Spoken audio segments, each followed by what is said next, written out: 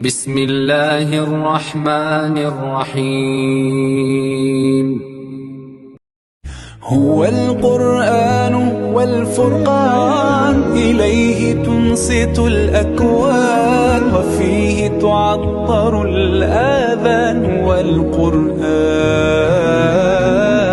ضياء يملأ الآفاق، ونور يبعث الأشواق، وفيه محاسن الأخلاق. والقرآن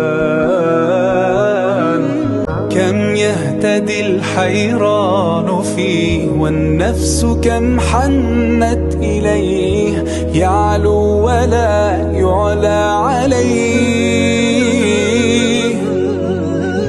هيا نرتل آيه، ونعيش تحت ظلاله، ننسى الهموم بقربه.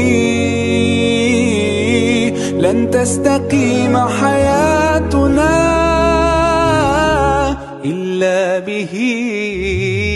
هو القرآن والفرقان، إليه تنصت الأكوان، وفيه تعطر الآذان. والقرآن